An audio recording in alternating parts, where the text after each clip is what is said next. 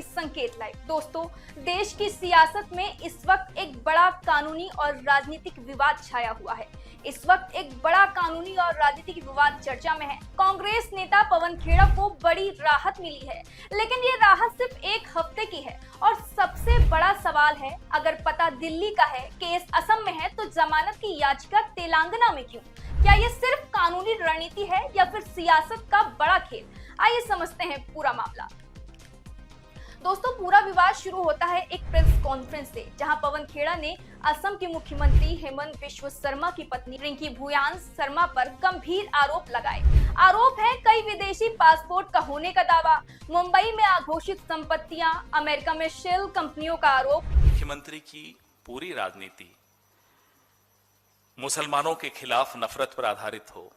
उसकी अपनी पत्नी 2 मुस्लिम देशों के पासपोर्ट रखती हो और एक एंटीगुआ का पासपोर्ट रखती हो। नंबर 1। नंबर 2, हम ये जानना चाहते हैं, क्योंकि भारत के कानून के हिसाब से आप ड्यूअल सिटीजनशिप यानी कि दोहरी नागरिकता नहीं रख सकते। हम ये जानना चाहते हैं कि क्या रिंकी भूयान शर्मा भारत का पासपोर्ट भी रखती हैं?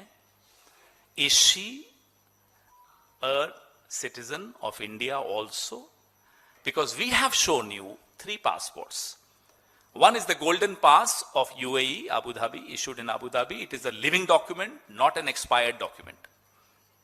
Number 2, Egypt, living document, living passport, not an expired passport. Number 3, Antigua Barbuda, living passport, not dead, not expired.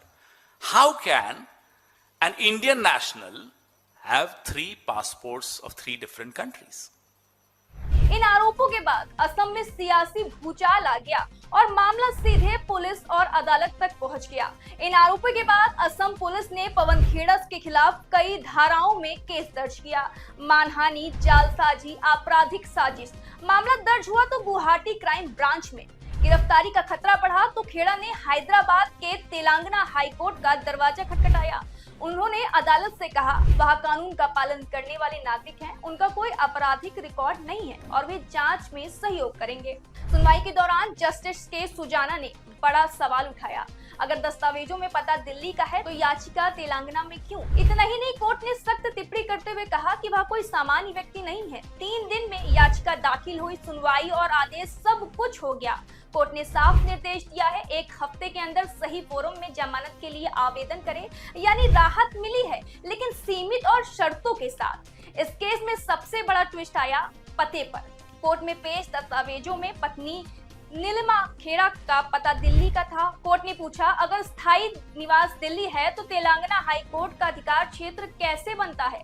Court ने निर्देश दिया अगली सुनवाई में आधार कार्ड पेश किया जाए ताकि ये साफ हो सके असली निवास कहाँ है और केस किस कोर्ट में जाना चाहिए। यानी मामला पूरी तरह हाई प्रोफाइल बन चुका है। एक वीडियो संदेश में पवन खेड़ा ने कहा, हम सवाल पूछते रहेंगे, हम डरने वाले नहीं हैं। उन्होंने सीधा हेमंत बिश्व शर्मा पर आरोप लगाया। जवाब देने के बजाय पुलिस का इस्तेमाल किया जा रहा है। मामले के बाद हेमंत बिश्व शर्मा पीछे नहीं रहे, उन्होंने तीखा बयान दिया। मेरा चुनाव जीतने के लिए ये सब नहीं सही है, लेकिन कांग्रेस का लोग फालतू है, अकल नहीं। राहुल गांधी भी पागल है, ये पवन खेड़ा उससे भी ज्यादा पागल है। अब लीगल एक्शन भी लिया है। लीगल एक्शन तो चलेगा ही, लेकिन और एक एक्शन में लेने जा रहा हूँ, बाद में बताऊंगा। पवन खेड़ा को मैं पवन पेड़ा बना दूंगा। थोड़ा दिन इंतजार कि कुछ दिन इंतजार कीजिए, मैं पवन खेड़ा को पवन पेड़ा बना दूंगा। तो अब आगे क्या पवन खेड़ा को स्थायी राहत मिलेगी? क्या केस सही कोर्ट में जाएगा या ये मामला और बड़ा राजनीतिक युद्ध बनेगा? फिलहाल राहत मिली है, लेकिन विवाद अभी भी खत्म नहीं हुआ। आप क्या सोचते हैं? क्या ये राजनीतिक बदले की कार्रवाई है या कानूनी प्रक्रिया? कमेंट में अपनी राय जरूर बताएं।